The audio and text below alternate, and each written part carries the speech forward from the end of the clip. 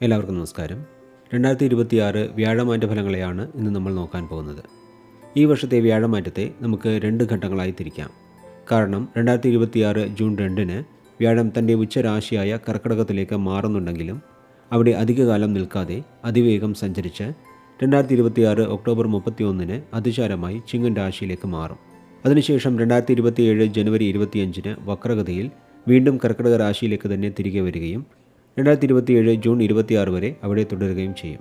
വ്യാഴത്തിൻ്റെ വക്രഗതിയും ഉച്ചസ്ഥിതിയും അതിചാരവുമെല്ലാം കാർത്തിക അവസാനത്തെ 3 പാദങ്ങൾ, രോഹിണി, മകയിരം ആദ്യത്തെ 2 പാദങ്ങൾ എന്നീ നാളുകൾ അടങ്ങിയിട്ടുള്ള ഇടവക്കുറുകാർക്ക് നൽകാൻ പോകുന്ന ഫലങ്ങളെക്കുറിച്ചും പ്രത്യേകിച്ച് വ്യാഴത്തിൻ്റെ 3, 4 എന്നീ ഭാവങ്ങളിലെ സഞ്ചാരം നിങ്ങളുടെ സാമ്പത്തിക കാര്യങ്ങളെയും കുടുംബജീവിതത്തെയും എങ്ങനെ ബാധിക്കുമെന്നൊക്കെയാണ് ഇന്ന് നമ്മൾ വിശദമായി നോക്കാൻ പോകുന്നത്.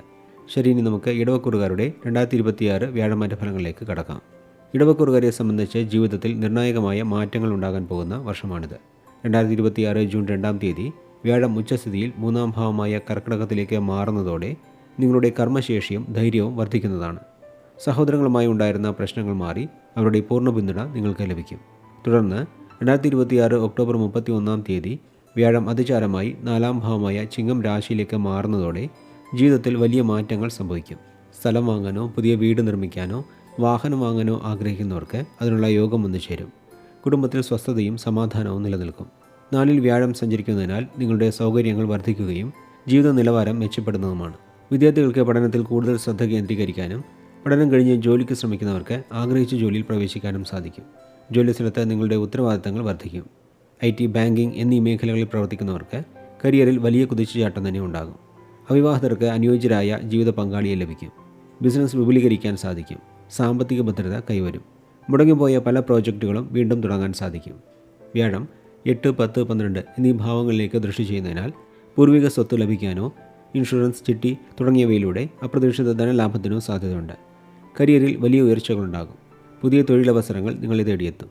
വിസ, പാസ്പോർട്ട് തുടങ്ങിയ കാര്യങ്ങളിലെ തടസ്സങ്ങൾ മാറും. വിദേശ യാത്രകൾക്കായുള്ള കാത്തിരിപ്പ് അവസാനിക്കും. മംഗളകാര്യങ്ങൾക്കായി പണം ചെലവഴിക്കേണ്ടി വരും.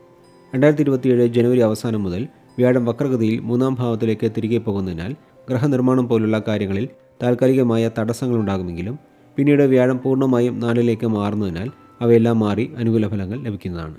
മൊത്തത്തിൽ നോക്കുമ്പോൾ വരാൻ പോകുന്ന വ്യാഴമാറ്റത്തിന് ശേഷം ഇടവക്കുറുകാർക്ക് നിരവധി അനുകൂല ഫലങ്ങൾ ലഭിക്കുന്നതാണ് എന്ന് പറഞ്ഞുകൊണ്ട് ഇടവക്കുറു ജനിച്ചവരുടെ വ്യാഴമാറ്റ ഫലങ്ങളെ ഇവിടെ നിർത്തുന്നു.